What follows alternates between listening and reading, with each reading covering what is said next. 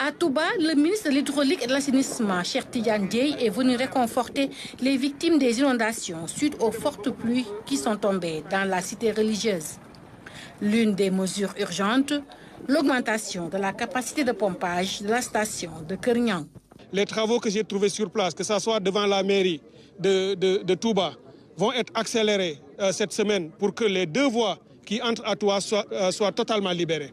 Je me suis rendu ensuite au bassin de Nguélémou, qui est un bassin important où un projet est en cours de réalisation. Ces travaux sont en train d'être accélérés. Je me suis rendu à Keur Niang pour voir aussi la station qui est sur place et le bassin. Nous avons trouvé un dispositif à 2800 m3/h. D'ici les 2-3 prochains jours à venir, nous allons porter cette capacité à 6000. Face aux inondations récurrentes, l'État prévoit une nouvelle politique d'assainissement bâtie sur 25 à 50 ans. Ce changement de paradigme va apparaître dans les prochains mois après l'hivernage, où nous allons avoir une approche très structurante sur l'assainissement des grandes villes. Touba est la deuxième grande ville du Sénégal en matière de population. C'est énorme. On ne peut pas l'approcher avec des petites mesures. Ce seront de grands chantiers en matière d'assainissement qui vont être avec un plan directeur à réaliser, qui suivront l'évolution de la ville. Par ailleurs, le ministre de l'Hydraulique et de l'Assainissement a rendu visite au khalife général des Mourides, avec qui il a échangé sur la situation actuelle et les mesures prises. Serigne Mountakha Mbacké a prié pour la réussite de sa mission. Le secrétaire d'État chargé des PME et PMI découvre les installations du centre de démonstration des technologies implantées au sein de l'ADPME. Il forme et accompagne les porteurs de projets pour faciliter leur insertion socio-professionnelle. Le reportage de Diana Badja. Une quarantaine de machines au profit des porteurs de projets dans différentes filières de transformation de produits.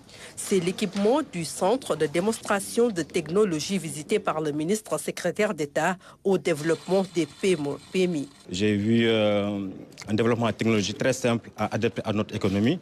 J'ai vu aussi un transfert de technologie adapté à ces machines. Je profite aussi de cette occasion pour féliciter les partenaires techniques qui sont derrière ça, notamment le groupe Endocop, les Indiens, qui a aussi facilité à notre gouvernement, le Sénégal, à disposer de ce centre qui est pour moi une référence dans l'accompagnement technique. Le centre a pour vocation de donner des idées aux porteurs de projets et de valoriser nos produits. Il évolue aussi dans l'accompagnement de divers domaines. Aujourd'hui, quand ils viennent dans ce centre, on les accompagne déjà à structurer leur projet par un business plan. On les accompagne à avoir de la technicité, à se former au niveau des machines. On les accompagne à acquérir donc les machines et derrière à rapidement s'insérer donc dans le marché avec une unité de transformation. Plus de 200 technologies sont aussi disponibles en mode virtuel, révèle la DG de l'ADPME. L'ambition à terme, c'est d'implanter d'autres centres dans tout le territoire national.